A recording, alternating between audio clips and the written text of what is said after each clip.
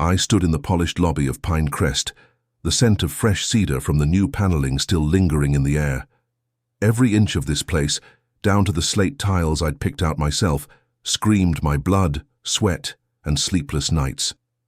At 48, I'd walked away from a cushy hotel management gig in Seattle to save this family relic from bankruptcy. So when Mom stepped forward, her voice calm as a Sunday sermon, and dropped the bomb, it hit like a sucker punch to the gut. "Nathan's taking over as CEO," she said, like she was announcing dinner plans. My kid brother, 42, who couldn't hold a job longer than a ski season, was getting the keys to the kingdom I'd rebuilt. I froze, my boots rooted to the floor. The staff, guys and gals I'd trained, who'd seen me pull 80-hour weeks, stared. At me, their eyes heavy with pity. Nathan just stood there, hands in his pockets, that cocky smirk I'd hated since we were kids curling his lips. I'd poured everything into this place. Sold my condo, drained my savings, worked until my eyes burned from staring at spreadsheets. I'd turned a crumbling 2-star dump into the talk of Aspen, with bookings doubled and 5-star reviews flooding in. And now, Mom, Lillian, 70, with her pearl earrings and practiced smile, looked at me like I was just the hired help. Dad Harold, 72, shuffled behind her, avoiding my gaze, his silence louder than any words. "You're too hands-on, Lucas," Mom added, her tone patronizing, like she was explaining fractions to a third grader. "Nathan's got the vision to take us further." Vision. The guy who thought networking meant bar hopping in Denver. I wanted to laugh, to scream, to flip the mahogany check-in desk I'd spent weeks restoring. But the words caught in my throat, choked by the betrayal sinking into my bones. Nathan sauntered over, his designer jacket out of place in the rustic lobby. "No hard feelings, big bro," he said, clapping my shoulder like we were buddies. "Someone's got to handle the grunt work while I steer the ship." His grin was a blade, twisting deeper. Grunt work? I'd negotiated with suppliers, redesigned the HVAC system, even sweet-talk travel bloggers to feature us. This was my ship, until they'd hijacked it. The lobby felt smaller, the walls closing in. I could hear the faint hum of the new chandelier, above each crystal catching the light I'd chosen to make guests feel welcome. Now it mocked me, a reminder of every sacrifice dismissed. The staff, Jenny at the desk, Mike from maintenance, kept their heads down, but I felt their eyes. They knew who'd saved this place. They knew this was a farce. I clenched my fists, nails biting into my palms. My whole life I'd played the good son, the one who fixed things, who showed up. I'd come home when Dad called, voice breaking, begging me to save the family legacy. And I did, only to watch them hand it to Nathan, the golden boy who'd never earned a damn thing. The betrayal wasn't just a slap, it was a gutting, leaving me hollow, staring at the family I thought I knew. I didn't speak. I couldn't. Not yet. But as Nathan's smirk burned into me, something shifted. A spark, a promise to myself. They'd regret this. The weight of Mum's words and Nathan's smug grin clung to me like damp cold, but I didn't let it show. I turned away from the lobby's glow, my boots thudding against the hardwood I'd sanded myself, and headed for the front desk. My hands moved on autopilot, pulling up the reservation log on the computer. The screen's blue light stung my eyes, but I kept clicking, checking tomorrow's check-ins. Each keystroke was deliberate, a tether to keep me from unraveling. Jenny, the desk clerk, hovered nearby, her pen tapping nervously against a notepad. She wanted to say something. Her tight lips and quick glances screamed it, but I didn't. Look up. I couldn't. If I met her eyes, the pity there might break me. Instead, I grabbed a stack of invoices, flipping through them like they held the answers. My fingers trembled, just enough to notice, so I gripped the papers tighter, forcing them still. I crossed the hall to my office, the small room tucked behind the concierge desk. The door clicked shut, muffling the hum of guests checking in. Alone, I sank into the creaky leather chair, the one I'd salvaged from Dad's old study. My gaze fell on the coffee maker in the corner, its pot half empty from this morning's rush. I stood, poured the stale brew into a chipped mug, and took a sip. It tasted like ash, but I swallowed anyway, letting the bitterness ground me. Outside, through the window's frost-edged pane, I saw the parking lot, snow dusting the pines beyond. My reflection stared back, haggard, jaw tight, eyes hollow. I looked like a man who'd just lost everything, but I wasn't ready to admit it. Not yet. I set the mug down, the clink against the desk louder than it should have been, and ran a hand through my hair, tugging hard enough to feel the sting. The clock on the wall ticked, each second a reminder of the meeting still going on. In the lobby. They were probably toasting Nathan now, clapping him on the back like he'd earned this. My chest tightened, a dull ache spreading, but I didn't curse or slam my fist. I leaned back, forcing slow breaths, and picked up a pen. I scribbled a note about restocking towels, then another about scheduling maintenance for the boiler. Mundane tasks, but they kept my hands busy, my mind from spiraling. I thought of the years I'd given to this place, nights spent rewiring outlets, mornings charming cranky guests, all to pull Pine Crest from the brink. And for what? To be sidelined. By my own blood, handed a pat on the head while Nathan got the crown. The pain was there, sharp and raw, but I shoved it down, burying it beneath the rhythm of routine. I opened my laptop, pulling up the budget spreadsheet. Numbers didn't lie, didn't play favorites. They'd show the truth of what I'd built here, even if my family couldn't see it. As I typed, the office's quiet wrapped around me, a fragile shield against the chaos in my head. I wasn't ready to fight, not tonight. But this silence, this steady grind was my way of holding ground, of promising myself I'd come out swinging when the time was right. The spreadsheet's glow burned my eyes, but I kept staring, numbers anchoring me in the office's dim hush. That quiet didn't last. Memories crashed in, uninvited, pulling me back to when Pine Crest wasn't a battlefield. I leaned back, in the chair, its leather creaking, and let the past take over, each recollection a shard of what I'd lost. I was 10, kneeling beside Dad in the basement, his calloused hands guiding mine to tighten a pipe wrench. The air smelled of rust and oil, the furnace humming nearby. "This place is ours, Lucas," he said, voice steady as granite. "You'll make it shine one day."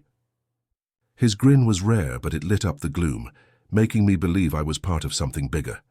Nights were warmer then, Mom stirring chili in the kitchen, her laughter mixing with the clink of spoons as we ate around the scratched oak table. She'd talk about turning Pine Crest into a Rocky Mountain gem, her dreams painting our future. Nathan was different even then. 3 years younger, he'd slouch at the table, picking at his food, whining about helping with chores. "I'm not cut out for this," he'd mutter, sneaking off to play video games while I hauled linens or swept the porch. Mom would just smile, ruffling his hair. "He's a free spirit," she'd say, like it excused everything. I didn't mind much. Someone had to step up, and I liked the work, the rhythm of it. High school came, and I was the kid who memorized guest logs, learned how to fix a jammed lock, even sweet-talked cranky tourists into smiling. College was annexed, hospitality management, night studying while working bar shifts. Nathan, he flunked out of art school, then business school, chasing big ideas that never landed. "He'll find his way," Dad said once, tossing me a tired nod. I was too busy climbing the ladder in Seattle, front desk to regional director, building a name in a cutthroat industry, to notice their excuses piling up. There were moments, though, that stung even then. I'd call home, proud of a promotion, and Mom's voice would go soft, distracted. "That's great, honey," she'd say, then pivot. "When are you coming back to help us?" Like my life out there was a detour, not a victory. Once, at a family barbecue, Nathan showed up late, bragging about some vague startup plan. Dad clapped his shoulder, eyes bright, while my stories about turning around a failing hotel chain got polite nods. I brushed it off, told myself it didn't matter. Now sitting here, those memories twisted like a knife. The boy who'd believed in Dad's promises, who'd soaked up Mom's dreams, was a fool. They'd always seen Nathan as the star, his failures framed as potential, while my grind was just expected. The chili dinners, the basement lessons, they weren't a bond, they were a setup, a stage for their favoritism to play out. The hack in my gut wasn't just for what I'd lost, but for the years I'd spent chasing their approval, blind to the truth. I snapped the laptop shut, the sound sharp in the stillness. Those days were gone, and so was the man who'd lived them. The laptop's lid snapped shut, cutting off the glow that had kept my ghosts at bay. The office felt tighter now, the air thick with a truth I couldn't shake. My family's loyalty had always been a lie. I stood, pacing the narrow space, my work boots scuffing the rug I'd laid down last spring. The past was a trap, but the present was screaming warnings I'd ignored too long. As I stopped by the window, staring at the snow-dusted peaks under moonlight, I saw the signs I'd brushed aside, each one a crack in the foundation I'd built. Nathan's visits to Pine Crest had ramped up months ago, unannounced, his SUV rolling, into the lot like he owned it. He'd breeze through the dining hall chatting up Mum and Dad, never glancing at the staff I'd trained to 5-star standards. I'd catch him leaning over the bar, tossing out half-baked ideas, QR code menus, slashing staff hours, without a clue about guest flow or profit margins. I'd try to steer him straight, but he'd wave me off, eyes glinting with that entitled spark. Mum would nod along, her voice syrupy. "Let's hear him out, Lucas," she'd say, her hand grazing his arm, while I stood there, invisible. Dad was worse. His silence a betrayal of its own. He'd linger in the maintenance shed, tinkering with tools, dodging my updates on revenue spikes or TripAdvisor rankings. Once I showed him our latest financials, proof we'd cleared the red for the first time in years. He grunted, barely looking up from a busted generator. "Nathan's got some thoughts on expansion," he mumbled, like my numbers were just noise. I'd walked away, jaw tight, pretending it didn't burn. The staff saw it too. Carla, our head chef, started giving me sidelong glances during morning briefings, her usual banter replaced by a tense quiet. One night I overheard her muttering to the sous chef about new management rumors, her voice low but sharp. Guests didn't notice, our service was still flawless, but the crew's whispers grew louder. They'd stopped talking when I approached, their eyes darting to the floor. I kept my head down, tweaking schedules, auditing inventory, telling myself it was just gossip. Then there was the meeting last month. Nathan showed up in a tailored blazer, pitching a loyalty program that ignored our budget constraints. I pointed out the math calmly with data, but Mom cut me off. "He's thinking big picture," she said, her smile tight like I was the one missing the point. Nathan smirked, leaning back in his chair, while Dad stared at his coffee mug. I swallowed my retort, focusing on the grain of the conference table, but the room felt like it was shrinking. Those moments piled up, each one a signal I'd refused to read. Now, alone in the office, they hit like a freight train. My family wasn't just favoring Nathan. They were erasing me, rewriting the story of who'd saved Pine Crest. The peaks outside stood silent, indifferent, as my gut churned with a new clarity. I wasn't paranoid. I was awake. And if they thought I'd keep playing the dutiful son, they were about to learn how wrong they were. The moonlight on the peaks faded as I turned from the window, the office's shadows sharpening my resolve. The signs I'd ignored, Nathan's swagger, Mum's excuses, Dad's silence, weren't just slights. They were a declaration of war. I wasn't going to beg for my place in Pine Crest. I'd carve my own path, and I'd do it without a sound. My boots hit the floor with purpose as I sat at the desk, the plan forming like a blueprint in my mind. First, I dug into the local real estate listings on my phone, scrolling past vacation cabins until I found it. Snowfall Inn, a rival property. Gone to seed, its for sale sign a beacon. I'd driven by it 100 times, noting its prime spot near the ski lifts, its bones still solid despite years of neglect. I dialed my bank contact, a guy I'd known since my Seattle days. "Run." "The numbers," I told him, voice low like I was plotting a heist. He promised a loan pre-approval by morning, my credit score and savings giving me leverage. Next, I pulled out a legal pad, sketching a vision for Snowfall Inn. Modern suites with floor-to-ceiling views, a farm-to-table restaurant, eco-friendly touches to pull in the bolder crowd.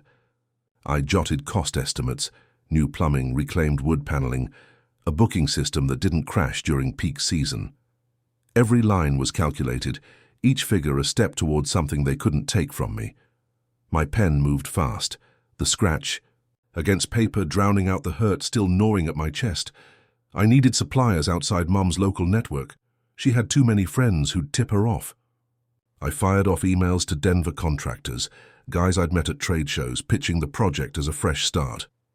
Confidential, I typed, my fingers steady despite the adrenaline. I saved every message to a private folder, password protected, away from Pinecrest's shared server. No leaks, no chances. By 2 a.m. I was on my third Red Bull mapping staffing needs. I'd poach talent, Carla maybe, if she was fed up with Nathan's chaos. I'd train them myself, build a crew loyal to the vision, not the family name. I pulled up design software, mocking up a logo, Peak Pulse, bold and clean, a name that screamed ambition. The screen's glow lit my face, and for the first time in weeks, I felt alive, like a general gearing up for battle. The turmoil hadn't vanished, it simmered, a low burn in my gut. Every time I paused, I saw Nathan's smirk, heard Mum's voice calling me hands-on like it was a flaw. But I channeled it, let it fuel each step. This wasn't revenge, not yet. It was survival, a way to reclaim what I'd earned. I leaned back, the chair groaning under my weight, and stared at the ceiling. Snowfall Inn would be mine, a testament to everything they'd underestimated. As dawn crept through the blinds, I saved my files, locked the office, and stepped into the cold. The town slept, but I was wide awake. My plan, a quiet fire, no one could extinguish. They'd pushed me out, but I wasn't done, not by a long shot. Dawn's chill clung to my jacket as I locked the office door, my plans for Snowfall Inn a live wire in my veins. I'd built a fortress in my head, every detail of Peak Pulse mapped out, but the ground shifted when I got back to Pinecrest that evening. My desk was cluttered, guest surveys, vendor contracts, but a new email in the shared inbox stopped me cold. The subject line was bland, marketing proposal, but what I found inside cracked open a betrayal deeper than I'd imagined. I clicked, expecting another of Nathan's half-assed pitches. Instead, it was a contract with a Denver ad agency, the kind that charged 6 figures for slick commercials and zero ROI. The terms were reckless, $200,000 up front, no performance clauses. My pulse quickened as I scrolled to the signature. Nathan Warwick, CEO. Not acting, not pending. CEO, full stop. My name, which should have been on every major decision, was nowhere. I checked the metadata, sent yesterday, CC'd to Mom and Dad, with a reply from Mom. Looks great, Nathan, proceed. I leaned back, the chair's springs groaning, my breath shallow. They hadn't just sidelined me, they'd erased me. I opened the company's digital org chart, a file I'd updated myself last quarter. My title, General Manager, was gone, replaced by Nathan's name in bold. The change was dated a week ago. No memo, no call. My family had rewritten the chain of command behind my back, like I was a temp they'd forgotten to fire. My fingers hovered over the keyboard, itching to slam out a confrontation email. But I stopped, jaw clenched, and grabbed my thermos instead, twisting the cap until it squeaked. The coffee inside was cold, but I sipped it, letting the bitterness steady me. I pulled up the bank portal next, dreading what I'd find. Sure enough, a withdrawal authorization for the ad contract sat there, Nathan's digital signature glaring. The account was one I'd fought to keep solvent, every penny clawed back from ruin. Now they were bleeding it dry without a word to me. The office's fluorescent buzz felt like a drill in my skull. I stood pacing to the filing cabinet, yanking open drawers. Invoices, leases, tax forms, every document I'd signed to save Pinecrest mocked me now. I found a board meeting agenda from last month, buried under payroll records. My name wasn't listed as a presenter, but Nathan's was with a note, Strategic Vision Update. They'd been planning this coup for weeks, maybe months, while I was out here playing the loyal soldier. The turmoil wasn't just anger, it was a cold, slicing clarity. My family didn't just favor Nathan, they'd conspired to strip me of everything I'd built. My hand tightened around the thermos, knuckles white, but I didn't throw it. I sat, opened a new tab, and started downloading every file I could, contracts, financials, emails. Evidence. If they thought I'd slink away, They were dead wrong. The fire I'd kindled last night roared louder now, fueled by their deceit. Snowfall Inn wasn't just a backup plan anymore. It was my declaration of war. The email's betrayal seared my screen, Nathan's signature a taunt I couldn't unsee. I slammed the thermos down, the metallic clang echoing in the office's stale air, and forced myself to think, not feel. My family's conspiracy was a blade at my throat, but I wasn't bleeding out, not yet. I'd make them choke on their own lies. With Snowfall Inn already in motion, I set a trap to expose Nathan's incompetence, my anger a quiet fuse burning toward detonation. I started, with a local reporter, Tessa Klein, who'd covered Pinecrest's turnaround for the Aspen Chronicle. I shot her a message, casual but pointed.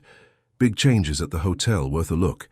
I attached a zip file, guest complaints about Nathan's recent cuts, like ditching the shuttle service, plus a budget snapshot showing his reckless ad spend.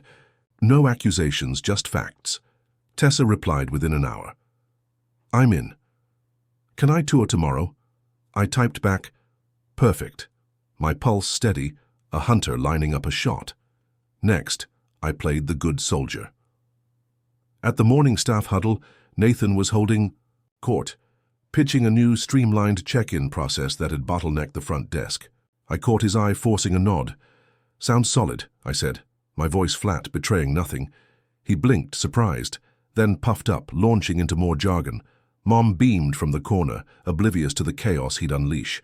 I let him ramble, knowing every word was rope for his noose. Behind the scenes, I pushed Snowfall Inn forward. I met my bank guy at a diner off the highway, signing loan papers over greasy hash browns. You're moving fast, he said, eyebrow raised. I just shrugged, handing him the pen.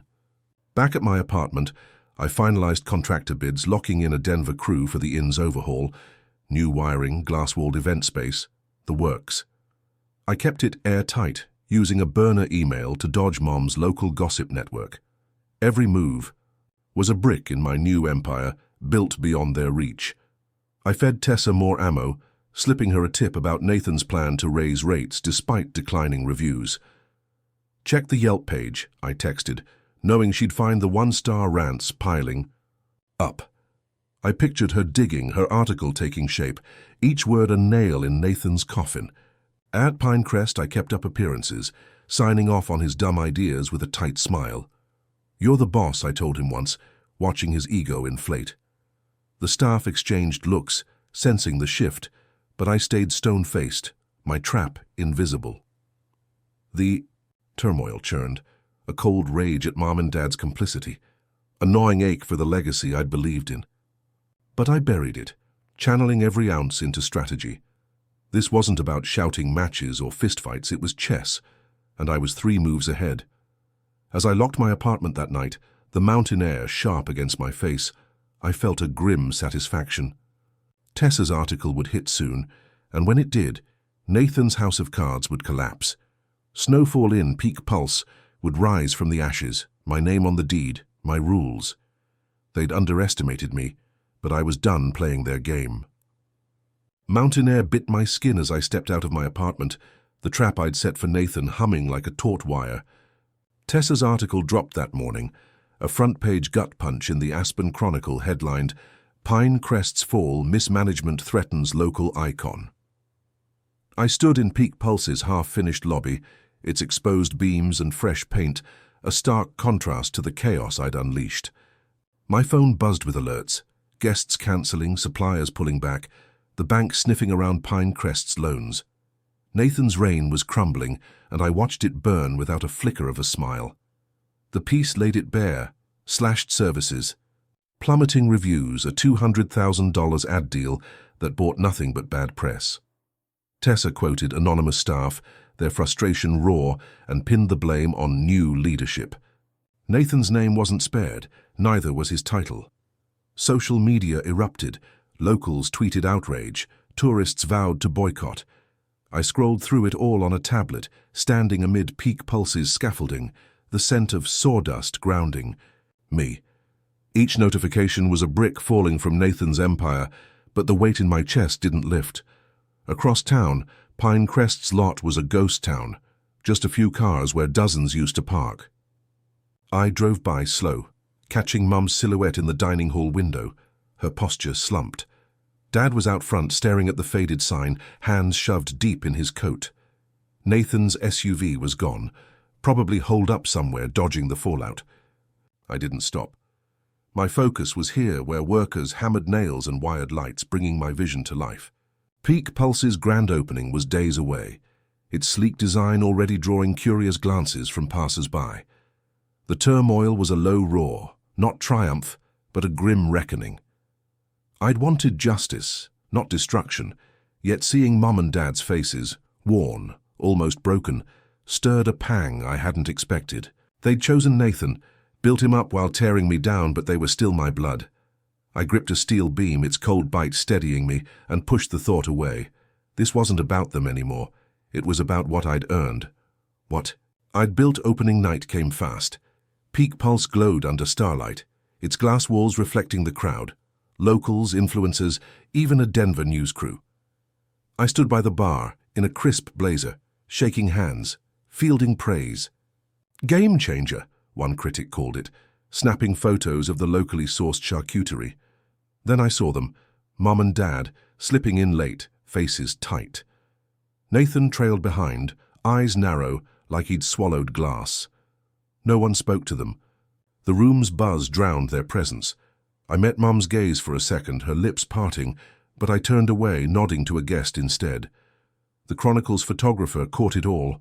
My steady handshake, their strained silence. Justice didn't feel like victory.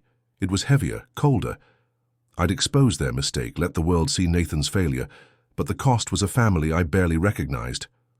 As the crowd toasted Peak Pulse, I stood alone, the weight of my new beginning pressing down.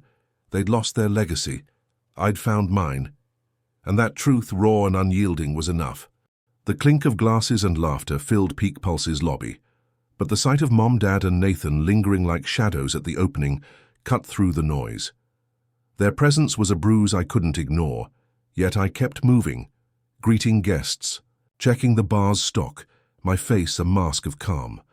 The night ended with applause, but the real test came days later, when Mom and Dad showed up at my office unannounced, their footsteps heavy on the polished concrete floor. I knew what they wanted before they opened their mouths. I sat behind my desk, its sleek oak a far cry from Pinecrest's cluttered chaos, and watched them settle into the guest chairs. Mom's hands twisted in her lap, her usual poise fraying. Dad's eyes darted to the window where skiers dotted the slopes outside. The air was thick, charged with their unspoken plea. I leaned back, arms crossed, waiting. The silence stretched until Mom finally spoke, her voice thin. "We need you." "Back, Lucas. Pinecrest is sinking. Nathan can't handle it." I didn't flinch. The words landed like stones, each one carrying the weight of their choices. Dad chimed in, his tone gruff. "It's your family's legacy. You can't let it die." His words stung, not because they were true, but because they dared invoke a duty they'd trampled. I tapped a pen against the desk, the rhythm steadying the storm inside. My gaze flicked to the framed blueprint of Peak Pulse on the wall, a reminder of what I'd built without them. "I offered my help a year ago," I said, my voice low, cutting through their desperation. "You picked Nathan, knowing he wasn't ready. You shut me out. Now you're here because it's falling apart. That's not my burden." Mom's eyes welled up, but I didn't soften. Dad's jaw tightened, his hands gripping the chair's arms, but he stayed quiet. I slid a folder across the desk. Contact lists for vendors, a consultant's card. "Use this if you want, but I'm done cleaning up your mess." I stood, opening the door, the hinges' soft creak louder than their protests. Mum tried to speak, but I raised a hand, cutting her off. "Good luck," I said, the words final, like a gate slamming shut. They shuffled out, Mum's shoulders hunched, Dad's steps slow. I closed the door, the click sealing the break. The office felt lighter, the view of the mountains sharper, as if I'd shed a weight I'd carried too long. The turmoil wasn't gone. It coiled in my gut, a mix of grief for the family I'd once trusted, and relief at letting them go. I'd spent years chasing their approval, bending over backward to prove my worth. No more. Peak Pulse was mine, built on my terms, its success a shield against their failures. I sat again, pulling up the day's bookings. The numbers a quiet victory. They'd made their choice, and I'd made mine. The door was shut, the bridge burned, and for the first time I felt free, not from anger, but from the need to be seen by them. The door's click as Mum and Dad left my office was a gavel strike, finalizing the end of a fight I'd never wanted. I stood alone, the mountain view beyond the glass a quiet witness to my severance. Peak pulse hummed around me, its pulse my own, and I stepped into a new life, one I'd forged from the wreckage of betrayal. The scars remained, but they didn't define me, not anymore. I was rebuilding, and the silence that followed was my strength. Each morning I hiked the trails behind the inn, boots crunching on frost-kissed pine needles. The air was sharp, cleansing, the kind of cold that woke you up. I'd pause at a ridge, watching the sunrise paint the Rockies gold, and feel the weight of my old life lift. Back at Peak Pulse, I poured myself into the work, tweaking the menu with local trout, training staff to anticipate guest needs, hosting craft beer nights that packed the lounge. The inn wasn't just a business, it was a testament, every detail, a defiance of the family who'd doubted me. I reconnected with old buddies, guys I'd lost touch with while chained to Pinecrest's grind. Over wings and IPAs at a dive bar, we'd laugh about high school pranks, the sting of my family's rejection fading with each story. I started coaching a youth hockey team too, teaching kids to skate with the same grit I'd learned. Their cheers after a goal, raw and unfiltered, filled a void I hadn't named. My world grew, not perfect but real, rooted in choices I made. For myself. One evening I found a note slipped under my office door, handwritten by Ellie, a server who'd jumped ship from Pinecrest. "Thanks for seeing me," it read, simple but heavy. She'd been invisible under Nathan's chaos, but here, her ideas, swapping plastic straws for bamboo, pitching a stargazing event, shaped our success. I tucked the note in a drawer, a quiet anchor for rough days. It wasn't about ego, it was proof I was building something that mattered. The turmoil lingered, a dull pulse when I heard whispers of Pinecrest's struggles. Lower rates, staff quitting, a consultant brought in too late. Part of me ached for the kid who'd believed in family dinners and shared dreams, but that pain no longer ruled me. I'd let go of needing their nods or apologies. Peak pulses, packed reservations, the laughter in its halls, the life I was carving, these were my validation, hard-won and mine alone. I stood in the inn's courtyard one night, string lights, casting a warm glow over guests swapping stories by the fire pit. The mountains loomed, steady, eternal. I'd survived betrayal not by shouting but by building, by choosing myself. The silence wasn't empty.